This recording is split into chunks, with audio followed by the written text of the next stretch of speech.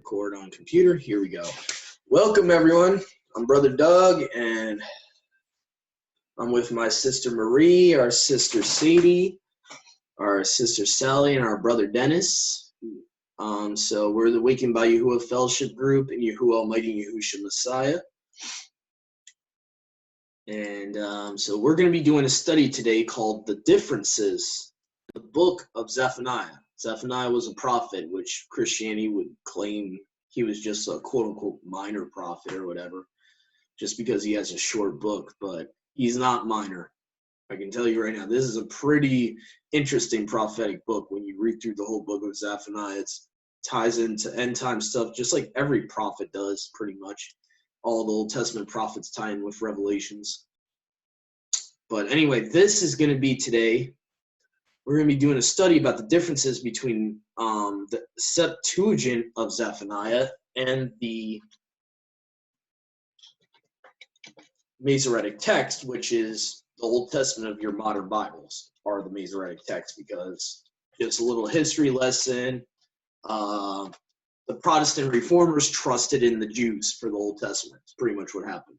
They trusted in Judaism for the Old Testament. So if you have a modern English Bible, most likely you have the Masoretic text and not the Septuagint. The only Bibles that actually use the Septuagint are like Greek Orthodox Bibles, stuff like that. So anyway, but so we're going to be testing using two completely different versions of the Old Testament that are 1,000 years apart from one another. So it's going to be very interesting here. And the purpose of this study is to show that the Masoretes had an agenda with the title Adonai. And I just want to read something actually from my Kindle app. This is the English Standard Version Bible that is like I guess you could say a study Bible, a cross-reference study Bible type of thing. It's called the ESV Classic Reference Bible.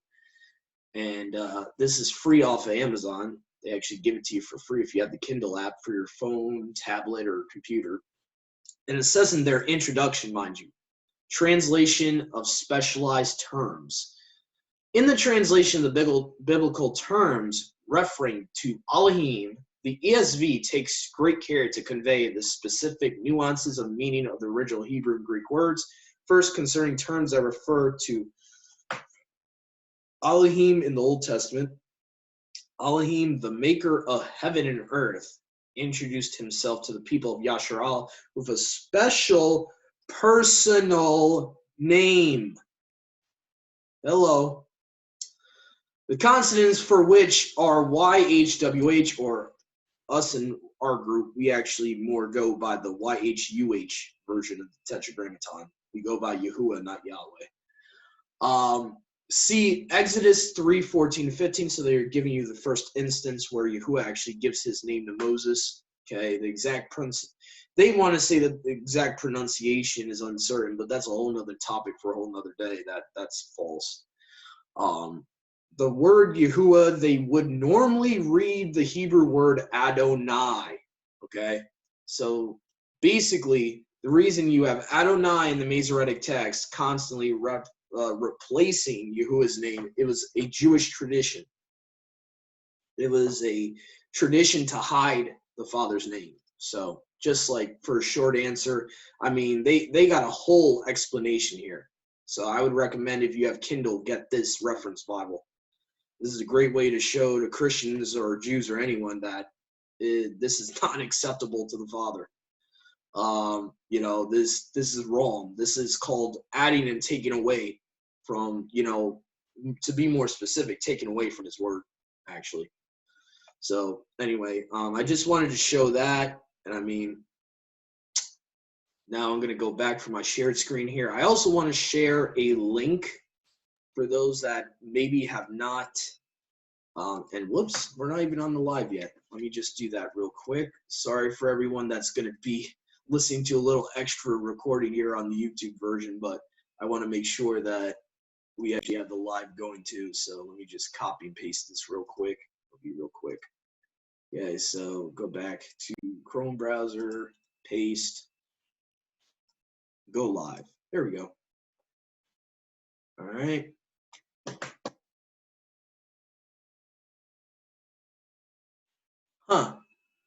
I didn't want to do workplace, but whatever. That's not what I wanted to do.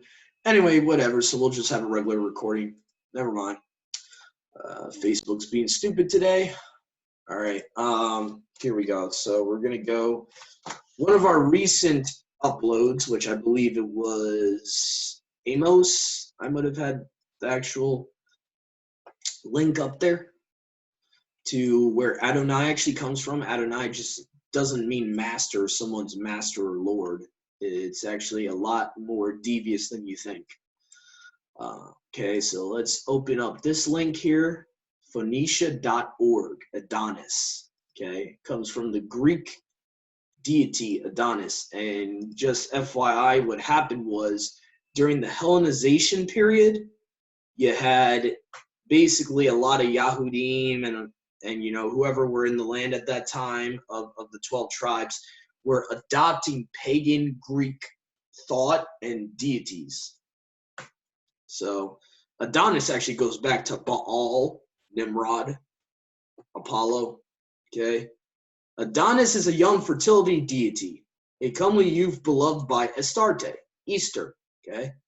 Represents death and rebirth in Oriental vegetation cult. He is known as the agricultural divinity named Eshmun. Very weird. Adonis is derived from the Canaanite title Adon. Okay, so all your restored name scriptures that say Adon and then it has the tetragrammaton, Adon was not in the original Paleo Hebrew. So even the ISR is guilty of this in the Hallelujah scriptures. It is Semitic word for master. See, this is where it gets tricky because they want to just tell you, oh, it just means master. And the im is the Hebrew for my. I guess when it goes to the e or im, it turns into my Adon, hence Adonai. Therefore, Adonai, Adonis is the Hellenized version of the same. So again, Hellenized Greek version of Adonai. Translates as my Lord, similarly the meaning of Baal, with whom he shares traits, meaning it's the same person. It's also Lord or Master. So again, you could read this whole article for yourself. We really don't have time to read the whole article, but that's just a little tidbit of why we're doing a study series about this deception in the Masoretic text. So anyway. Brother Dennis, I think you're going to be starting us off here with our study, so feel free to read Zephaniah chapter 1, verse 4. Okay, can you hear me all right? Yep, perfect. Okay, Zephaniah chapter 1, verse 4. And I shall stretch out my hand against Yehudah and against all the inhabitants of Jerusalem, and cut off every trace of Baal from this place, the names of the idolatrous priests with the priests, and those bowing down to the host of Shemaim, or heaven, on the housetops, and those bowing themselves, swearing by Yahuwah and swearing by Malcolm. Went ahead and read 5:2.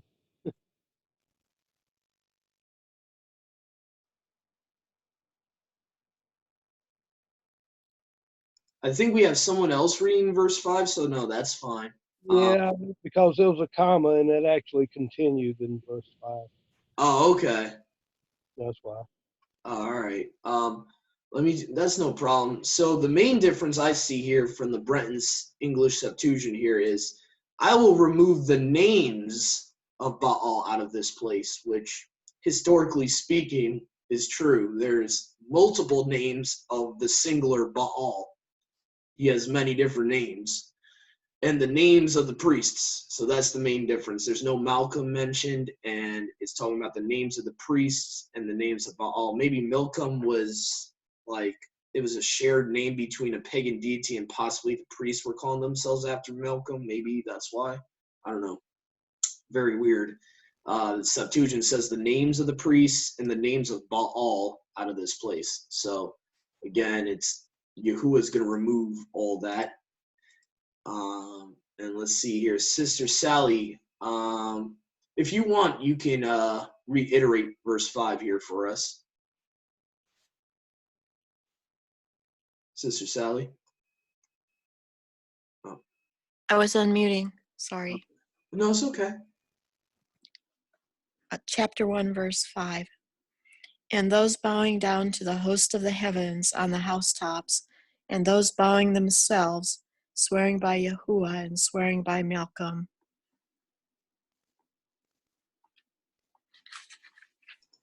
Let's see here, okay. Interesting. So you kind of have a Samaritan situation here, like the Samaritan woman, where Yahusha says, "You worship what you don't know. We worship what we do know for salvations of the Yahudim." So you have a problem with they want to have their cake and eat it too. So they're trying to worship Yahuwah and then worship a pagan deity. What's kind of interesting here in the Septuagint version of that same verse, it says, "And them that worship the army of heaven upon the housetops, and them that worship and swear by Yahuwah, and them that swear by their king." So the Septuagint doesn't even honor the name Malcolm, which is kind of interesting. Thank you, sis, for reading verse 5. Sister Sadie, if you could read verse 6 for us. Okay.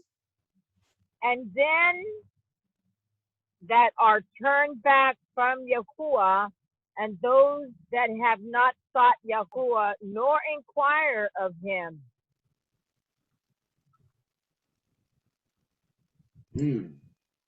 Interesting.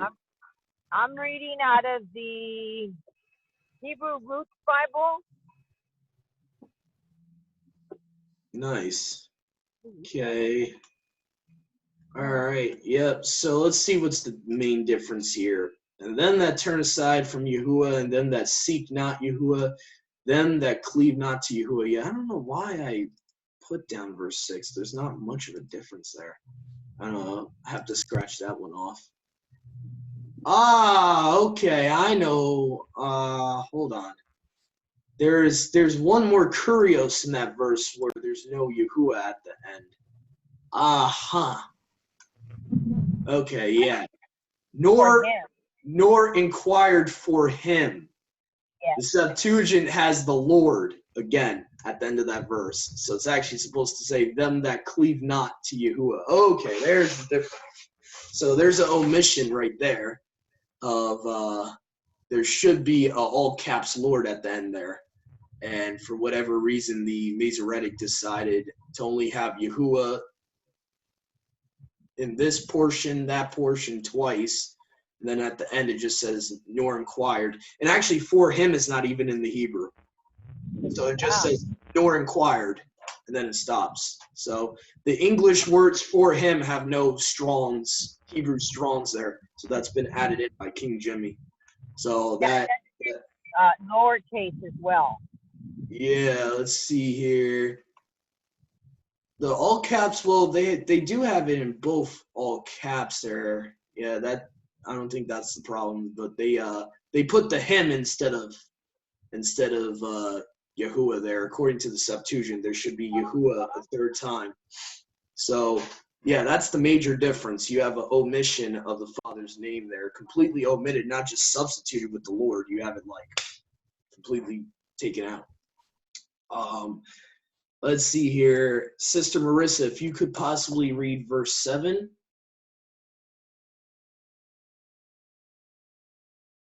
Here she comes. She's just drinking water. Yeah, no problem. 7, Zephaniah 1:7. Okay. Hush in the presence of the Master Yahuwah, for the day of Yahuwah is near. For Yahuwah has prepared a slaughter. He has kadoshed his invited ones. Yep. And if you have a restored name version, you won't really see the difference. This is where they're slick. This is where what I just read from that ESV introduction, where that comes in handy. Because right here, this is where they're slick. H136 Adonai, then H3069 Yahuwah. So it says, hold your peace at the presence of Adonai Yahuwah, which in the Septuagint, it's Yahuwah Elohim. Fear ye before Yahuwah Elohim, for the day of Yahuwah is near, for Yahuwah has prepared his sacrifice and his set apart ones, or his sanctified, and has made set apart his guests. So the H136 of that Masoretic text was added in there, where it actually should be H3069, and then whatever the Elohim is for the Strongs should be there. So very slick. Very, very slick. And you're not going to see it if you have ISR, because they fix that usually. Usually they'll, or it will say the master. So you're just, assuming that, oh, it's just the master, not a big deal. So they try to fix it instead of, my opinion, they should just omit it and just leave the Adonai out. That's what I would do, because it's probably not there in the original anyway. See here, Zechariah 1:9. I'm going to be reading here. Let's see here. So here we go, Zechariah 1:9. And I'll first go from the Masoretic. I'm pretty much just using King James with Strong's so people can actually see the original Hebrew here. That's mainly why I'm doing that. Because you can't really get that with the ISR or the Hallelujah scriptures. Can't get the actual Strong's. All right. I will, in the is technically not there. So it's actually supposed to say same yom, same day, also punish all, or I will punish all those who leap on the threshold, which fill their masters' houses with violence and deceit. And so let's see here.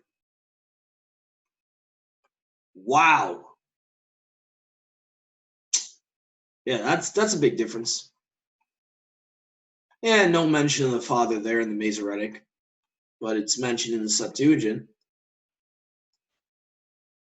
So it says in the Septuagint, I will openly take vengeance on the porches in that day, on the men that fill the house of Yahuwah their Elohim with wickedness and deceit. So at least the Septuagint lets you know what's the context of whose house he's talking about,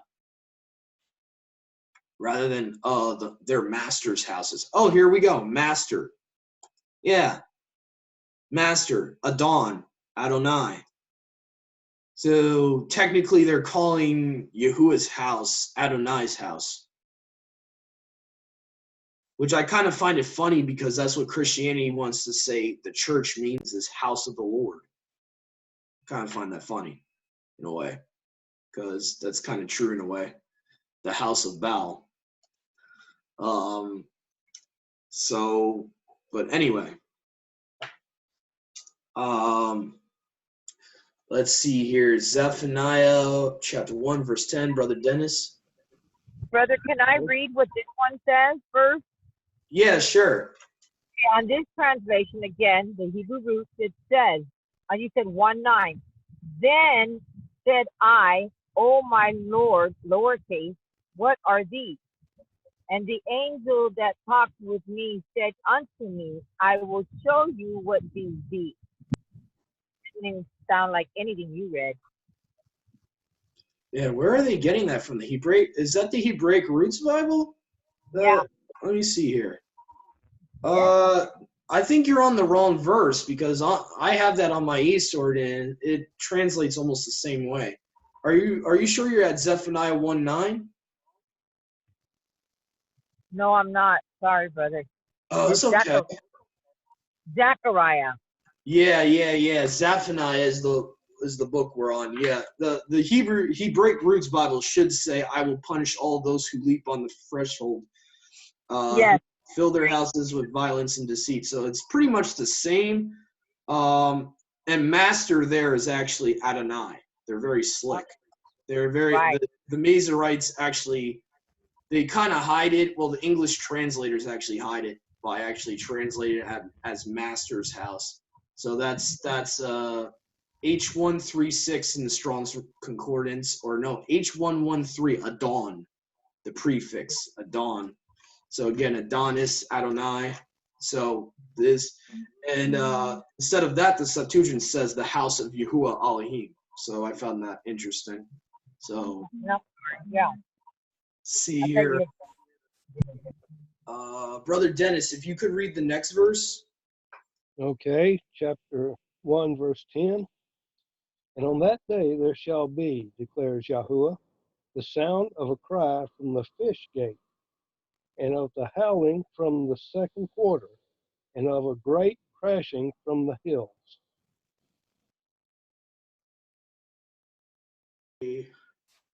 All right, here we go. Let's go to King James with the Strongs here. Let's see here.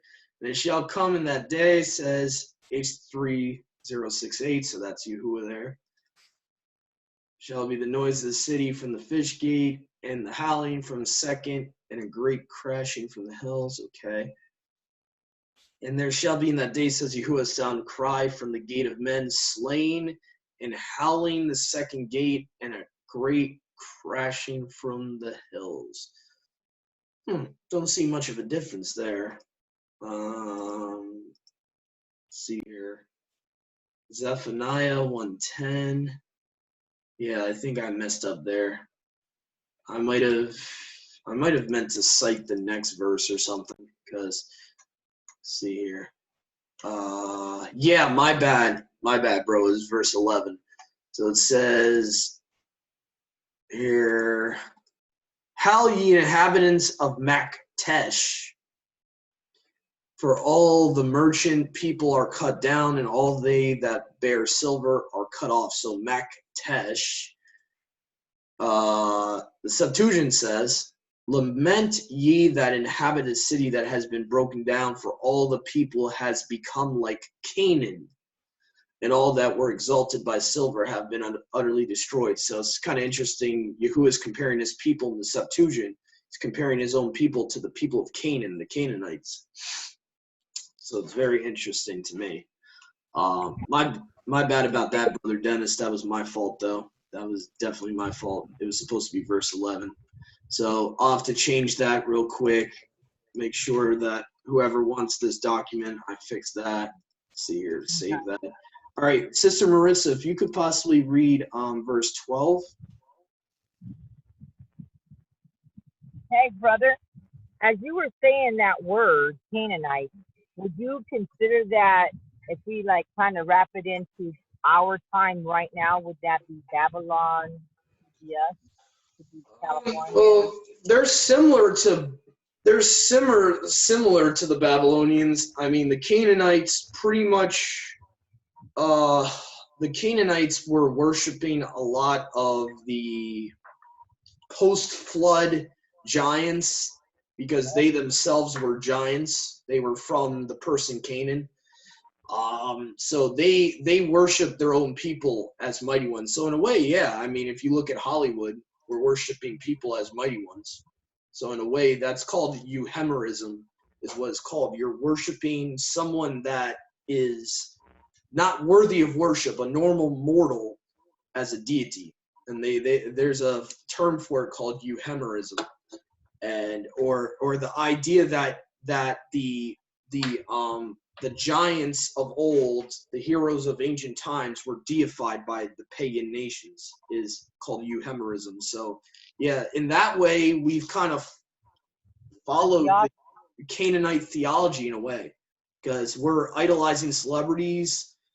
That's kind of like the same thing. Like what they would do is they would actually, if they had a father or mother that would live to, the giants lived for a very long time, because obviously they were, technically part immortal. That's where the demigod title comes from, because you have angels, technically, according to Psalms 82, are the little gods, the lowercase gods.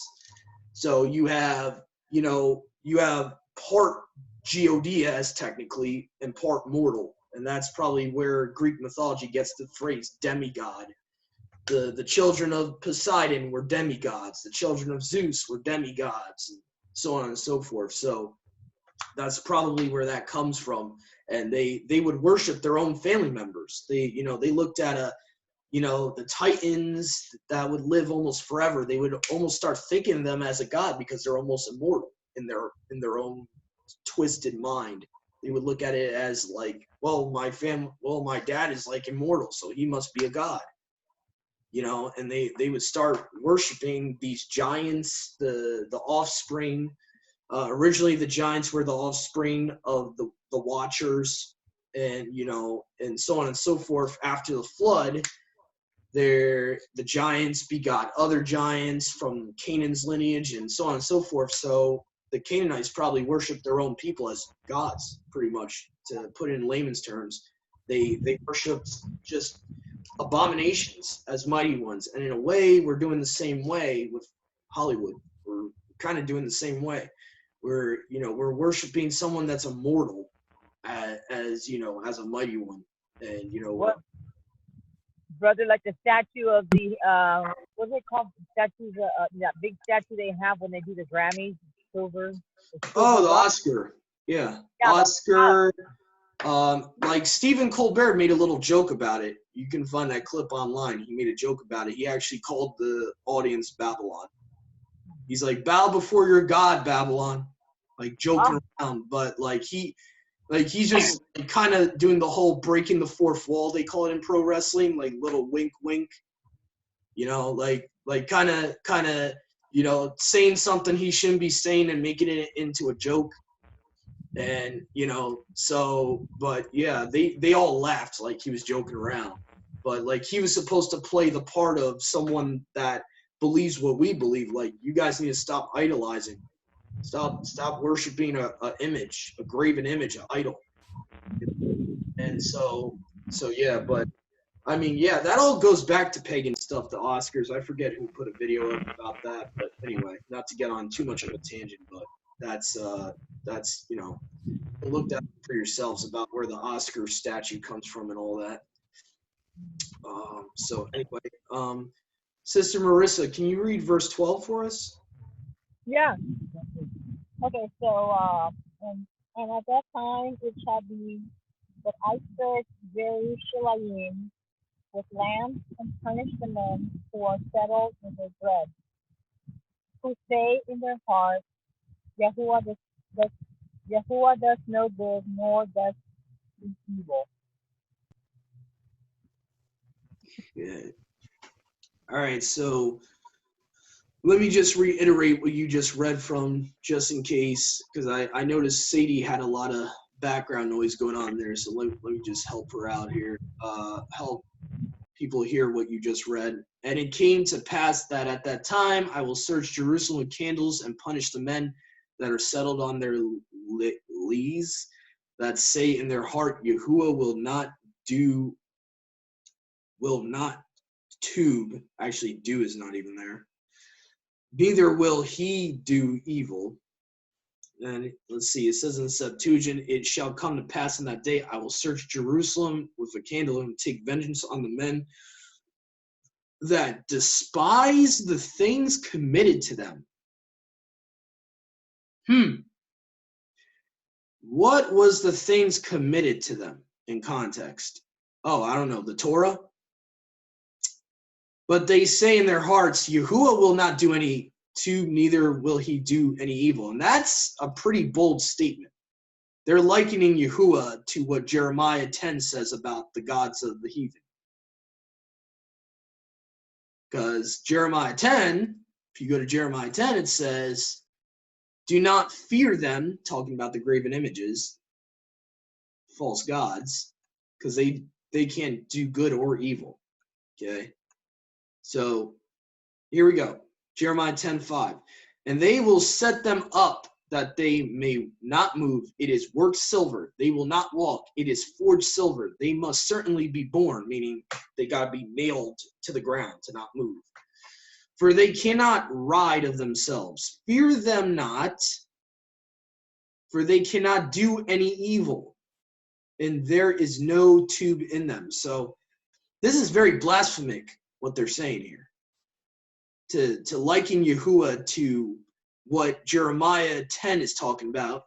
And Jeremiah 10 is actually calling a Christmas tree that. If you read Jeremiah 10 in context, it says, thus says Yahuwah, learn not the ways of the heathen.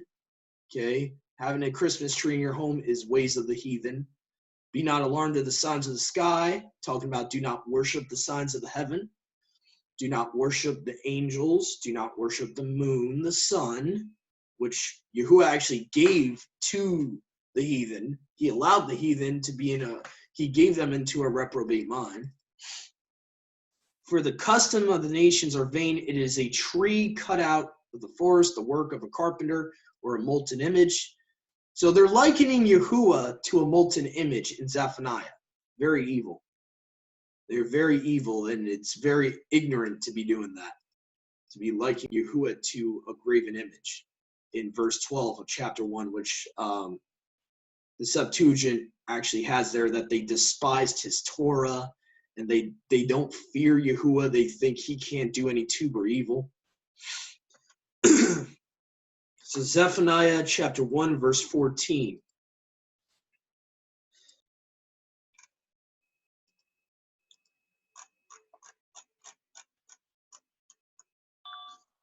For the great Yom of Yahuwah is near. Let me actually go to the Masoretic first. The great Yom of Yahuwah is near. It is near and haste greatly. The voice of the Yom of Yahuwah, the mighty man shall cry there bitterly. Now, I wonder, Masorites, are you trying to hide giant again? Gibor. Huh. I wonder if this should actually be talking about the giants crying, which would actually make sense because Yahuwah is going to utterly destroy them once the day of Yahuwah comes. He'll probably protect us from the locusts and all that. I would imagine he's going to destroy the locusts and the giants from the bottomless pit. So let's see here. It says, for the great Yom of Yahuwah is near. This is Septuagint. It is near and very speedily. The sound of the Yom of Yahuwah is made bitter and harsh. And I'll show you guys why I believe it should be giant here. Just go to a little cross-reference from the Septuagint here, Genesis 10. I think my brothers and sisters know where I'm about to go here. Okay, the birth of Nimrod here. And Cush begot Nimrod. So, seems normal, right? He began to be a Gibor upon the earth, giant. So, it's not always mighty man when you see that Hebrew word Gibor. So, the Masorites like to think it's only mighty man, or they like to make you think it's only mighty man. But sometimes it's actually talking about a giant, a hybrid. Yeah, Mighty Mouse. Yeah. And actually, the giants were mighty men. They were ancient heroes of old. You know, so, I mean, technically it's one and the same in a way. They're, you know, so the Septuagint in Genesis 6 actually says the giants of old, not the men of old or men of name. So anyway, I just wanted to mention that Gibor is actually not there in the Septuagint, which is kind of weird. But even the way the Masoretic text has it, they're always translating it as mighty man, so you can't even get the real understanding of what it's talking about. So I think it could be mighty man, or it could actually be talking about that the giants are going to be wailing. They're going to be fearful on the day of Yahuwah's wrath. Even the Titans will be fearful. So that's just something, you know, to think about.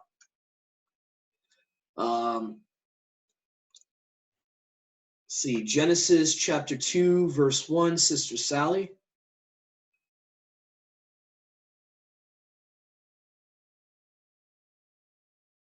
I think you have to unmute yourself. Yes, I'm sorry. I was muted. Gather together, O nation without shame. Would you like me to go on and read verse 2? Do we have anyone else having verse 2? If not, you can. Yeah, go ahead, read verse 2. Before the decree is born, the day shall pass on like chaff, before the burning wrath of Yahuwah comes upon you, before the day of wrath of Yahuwah comes upon you.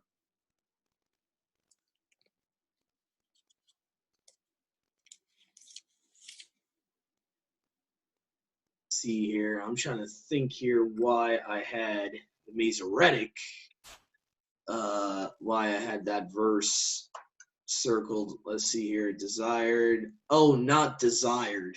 That's why. There's a difference from the Hebrew to the Greek here, the modern Hebrew. Kasav, they translate as desired. You go to the Septuagint here, it says, "Be ye gathered and closely joined together, O chastened nation." Unchastened nation. So that's a little different. That's a little bit more of a, see, or uninstructed is actually better. I like the Apostolic Bible Polyglot. They put uninstructed, like, basically someone that's not flogged, someone that's not disciplined, undisciplined, stupid, unlearned. The Strong's says for that Greek word, apahedutos, sounds very similar to apostasy. Stupid, unlearned. So be gathered and bound together, O nation, unlearned, uninstructed.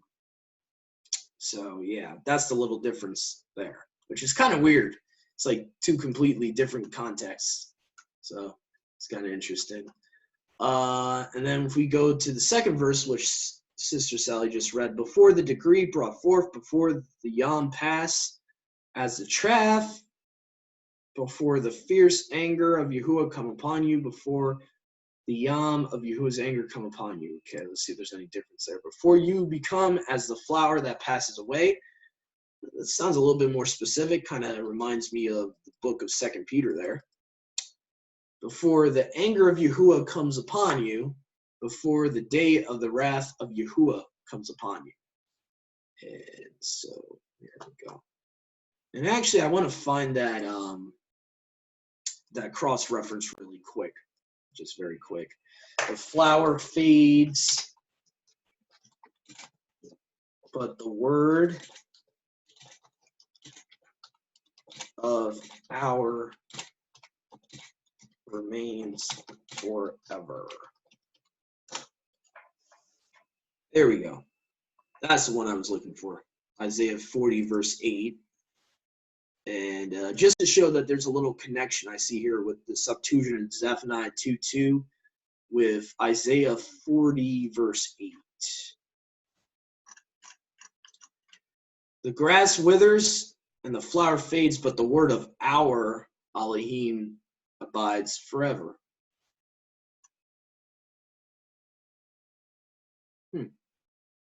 Yep. And I think the ISR would give you where Peter gets it. Yep. 1 Peter chapter 1, 24 to 25.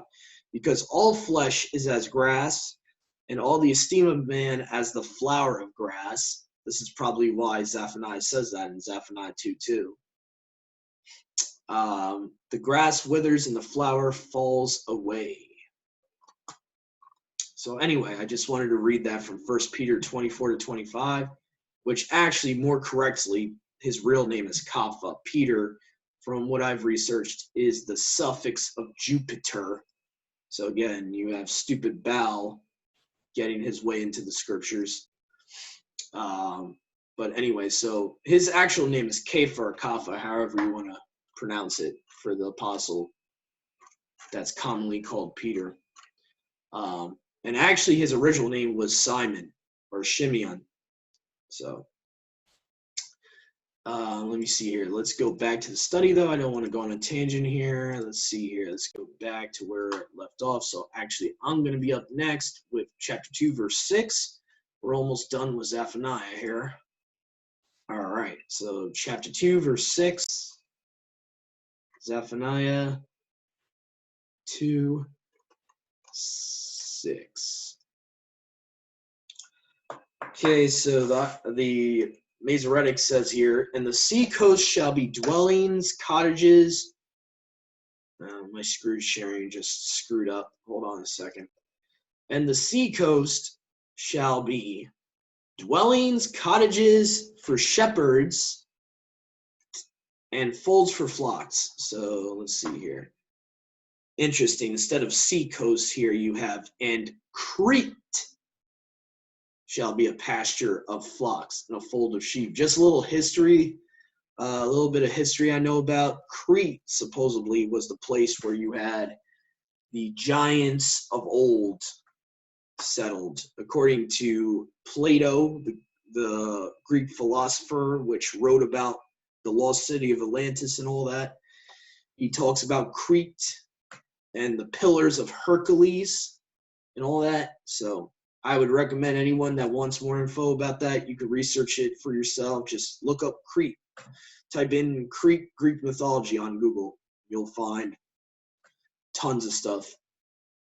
So according to a lot of pagan philosophers and stuff like that, they would talk about Crete was the place where the Watchers were, where this possibly, I don't know for sure, this is theoretical from sources I've seen, but supposedly that's where you get all the stories of, Poseidon, Zeus, and all them and their children. So just something to look up.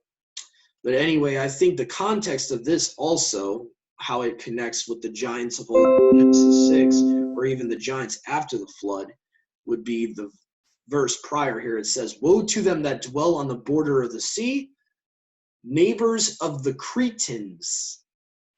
So where we get the modern term when we call someone a Cretan, it's actually a person that's a citizen of Crete. There originally was, which is kind of interesting. The word of Yahuwah, we who believe in the Brit Hadashah, we know this is an actual person, not just words. Okay, so the word of Yahuwah, aka Yahusha, aka wisdom, is against you, O Canaan, land of the Philistines. So this is how it connects to the giants. And I will destroy you out of your place. Remember, we just read from the Masoretic text that the Gibor are going to be crying. Something to think about. So again, you have the Philistines, who Gath was one of them, the father of, I think Gath was actually the father of the Philistines, if I remember correctly, and it was a place called Gath in Scripture. And that's where you get Goliath from. Goliath comes from the Philistines, this tribe. So we know for a fact the Philistines were giants. And so on with the Amorites. If you want to look up the proof for Amorites being giants, you go to Amos chapter 2, verse 9 in your Bibles. It will say that I cut off the Amorite. His height was as a cedar tree. I mean, there's definitely verses that show you who the giants were. So anyway. Sister Sadie, if you could possibly read Zephaniah chapter 2, verse 9. Okie dokie. We're at a park. That's why there's a lot of background. Okay, no problem. Okay, at 9 it says, "Therefore, as I live, says Yahuwah Sabaoth, the Elohim of Yasharel, surely shall be as Sodom, and the children of Ammon as Gomorrah, even the breeding of nettles and the sulphate, and the perpetual desolation, and the residue of my people shall spoil them, and the remnant of my people shall possess them." Interesting. So the translation you're reading from actually does a decent job. Let's see here. Let me see here if possesses them. Yeah, there's not much of a difference here. I'm trying to see what the major difference is here. "Therefore, as I live, says Yahuwah of armies, the Elohim of Yasharal, Moab shall be as Sodom, Sodom. The children of Ammon, the Ammonites, as Gomorrah. And Damascus shall be left as a heap of the threshing floor." Guess that's a little different in the Septuagint there. "And desolate forever. And the remnant of my people shall plunder them. So instead of possess them, it says plunder. And the remnant of my nations, plural, shall inherit them. Now that's interesting. A lot of people that want to say, oh, well, Gentiles can't be grafted in, and it's only the physical descendants that are going to be saved. Look at this one, nations, plural. And if you look at the Greek, the actual Greek word for nations is ethnos, where we get ethnicities from. Wow. Okay, so any BHIs watching, hello, Earth to McFly. I don't know how you reason around this. I don't know how you reason around that. I'm sorry, but that's there. So he's having multiple nations, and the nations is talking about is not an actual country. It's talking about ethnicity groups. So yeah, that's the major difference, plural versus singular there, where the Masoretic just says nation. So anyway, thank you, sis, for reading. Brother Dennis, let's see. You got verse 10 here, I see. Okay. Chapter 2, verse 10.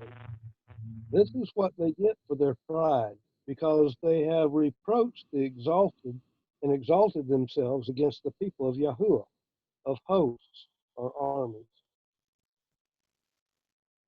Yep, and just FYI, any new believers out there, where it says host in your English Bibles, that's a Catholic term.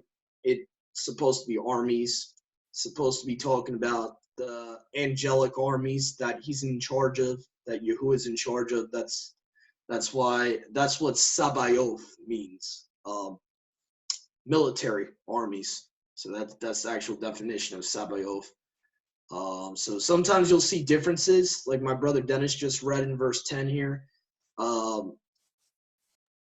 There's just differences in titles sometimes. A lot of the times when it says Sabaoth in the Masoretic, it will actually say Almighty in the Septuagint. So that's just like a little difference. Not major, but a little difference there. So it says in the Bretons, it says, this is their punishment in return to their haughtiness, their pride, because they have reproached and magnified themselves against Yahuwah Almighty. Sounds like they got the spirit of Belshazzar there. They magnified themselves against Yahuwah Almighty. So that's more or less, exalting oneself, worshiping yourself as your own God, the spirit of Satan. Oh, you're not going to die. You'll be as gods. That's that type of spirit. You don't need Yahuwah. You can be your own God. That's what Satan wants people to believe. And so let's see. Sister Sadie, I think you have next with Zephaniah chapter 2, verse 14. Okay, hang on. And 14 says, sing, O daughters of Tyson. Shout, O Yisrael. Be glad and rejoice with all the heart, O daughters of Jerusalem. Jerusalem. Sorry. Is it Sidon or is it Tyson? Sidon, I think it's pronounced. Yeah, if it's Tyre, it's Sidon. Yeah, the Hebrew version of it is Tsidon, and it's pronounced without the T. It's like Sidon. Yeah, mine spelled Tsyjon. Oh, Sion, like Zion. Okay, all right. Yeah, I think it's pronounced as Sion. Yeah. Okay. Here. All right, the major difference here is you got in the Septuagint, chameleons is mentioned here, and hedgehogs. So it's kind of like giving more of an idea. This is like the day of Babylon's destruction type of thing that you can find also in Isaiah 13. 20 Dennis, I mean, Doug. I think I read the wrong one. Sorry. Oh, no, you didn't. No, the Septuagint just has it worded differently. It mentions chameleons, and it mentions, the Masoretic No, has, it doesn't. no, I read 3, chapter 3:14. I'm sorry. Oh, okay. Okay, I'll read 3:14 now. What am I supposed to be reading? Yeah, 2:14, right? 2:14. 2. Okay, it says, and the flock shall lie down in the midst of her. All the beasts of the nation, both the cormorant, is that right? And the bitter shall lodge in the upper lintels of it. Their voice shall sing in the windows. Desolation shall be in the threshold, for he shall uncover the cedar's work. So the ISR does a decent job on translating that one word you had trouble with, the cormorant.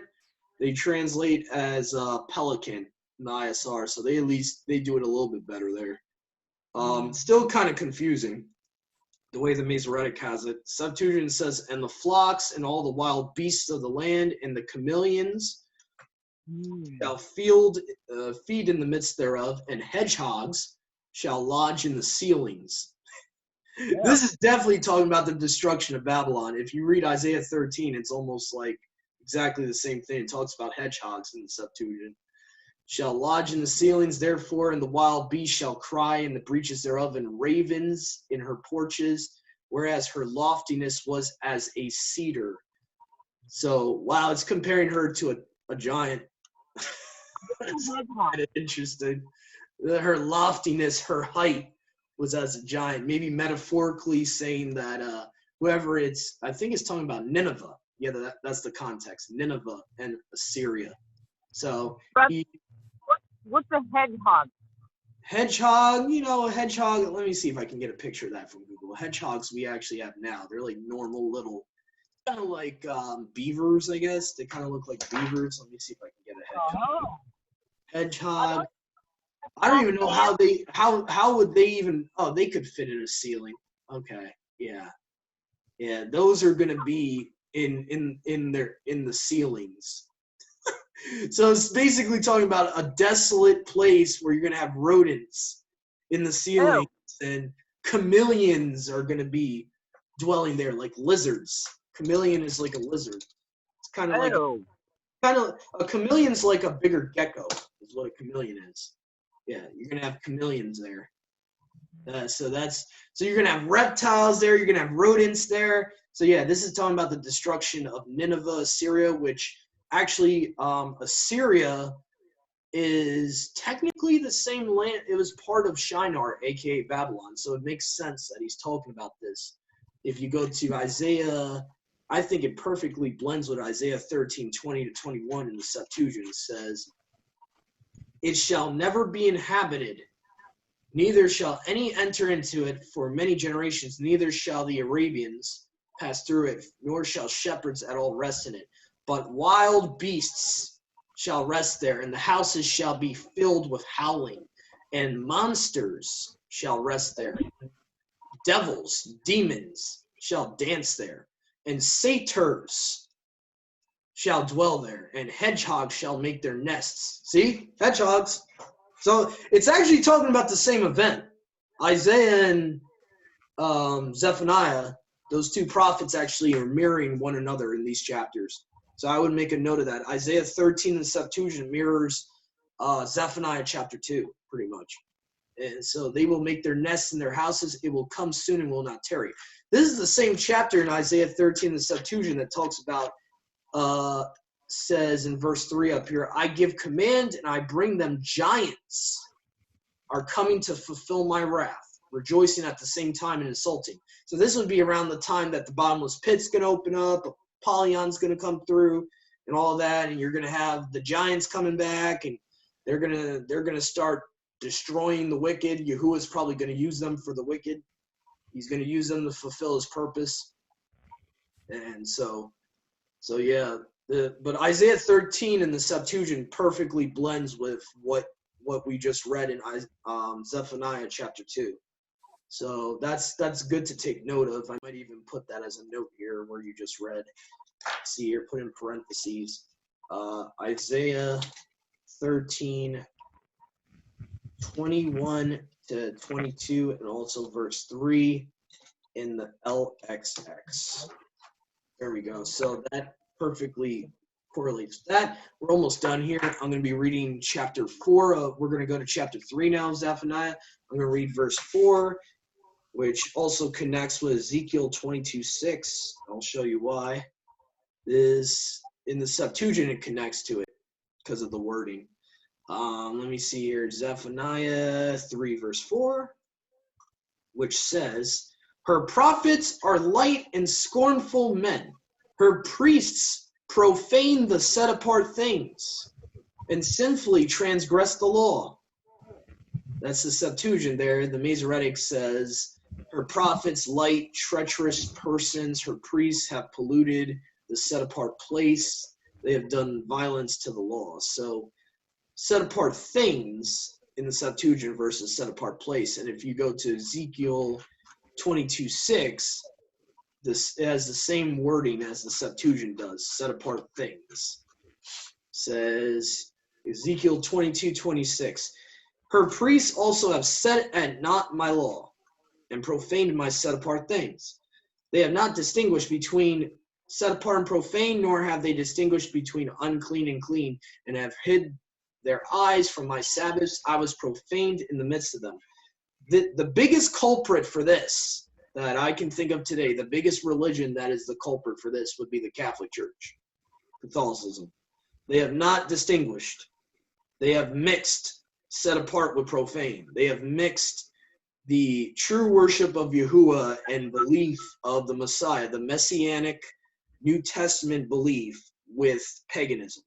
So that in general is doing what Ezekiel 22:26 foretold.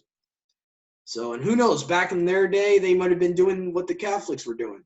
The Yahudim might have been mixing paganism with the belief of Yahuwah. Who knows? It's very possible. But anyway, so moving on. Zephaniah 3:16. Okay, so now we're going to go to the difference here. We're almost done here. If we have time, we might also be doing Malachi today, if we have enough time. So let's see, Zephaniah 3:16. See here. And I'll go with the Masoretic first. "In that Yom it shall be said to Jerusalem, Fear thou not, Sion," or Zion, it's translated as in the English. "Let not your hands be slack." Okay.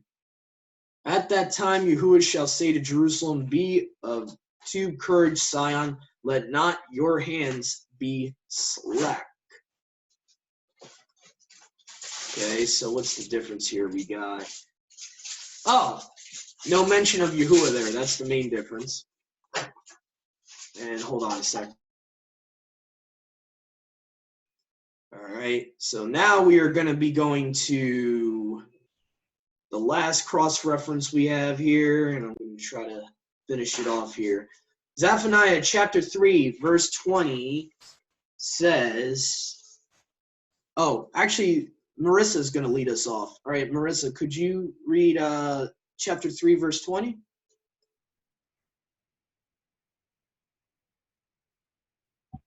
I'm going to read for her. 3:20. Okay, it says, "At that time I will bring you again, even in the time that I gathered for you will make you a name and a praise among all people of the earth. When I turn back your captivities before your eyes, says Yahuwah." Yeah. Let's see here. Okay, so let's see what the Septuagint has here. "And their enemies shall be ashamed at that time when I shall deal well with you. And at that time I shall receive you, for I will make you honored and praised among all the nations of the earth when I turn back your captivity before you, says Yahuwah." And again, the Greek word for nations here Oh no, this is actually different. Okay, so the Greek actually makes a distinction between ethnos and regular nations, like actually talking about physical nations. Okay, yeah, lahos actually means peoples. Okay, so wow, that's a good thing to know too. G2992, lahos means peoples. Okay, so not a ethnicity, but actual groups of people, like a physical nation. So that's important to know. So again, I don't Yeah. see much of a difference though. Your captivity, I don't see much of a difference. Um, let's see. I will make you a name and praise among all people of the earth. And when I turn back your captivity, yeah, it's pretty much the same. So that's the end of our Zephaniah study today. Thank you for joining us. I pray if there's any unbelievers that have watched this, that you would accept Yahusha into your heart as your personal Savior today, that you would read John 3:16, but also verse 36 of that same chapter, that those that disobey him, he is not going to give the salvation to those that disobey him. So any Christians listening in, it's important to know too, those that are believers of him, that free gift is only given to those that truly pick up their stake and follow him. And doing what he says includes the laws of the Old Testament. That includes that. That's his example. So just saying. But any new people that have came across this channel, like I said, if your heart is stricken and you feel the Father's calling you to repent from your sin and you want to accept Yahushua as your personal Savior, I pray that you would do that today. There's no time like the present. So thank you for joining us. And if you like our studies and you want to see more of this stuff, please like, share, and subscribe. Feel free to reach out to us. I try my best to put my email out there on all of our videos and contact information for some of our brothers and sisters. So thank you for watching today. And for the rest of our brothers and sisters, Shabbat Shalom.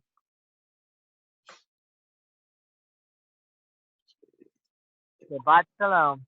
Shabbat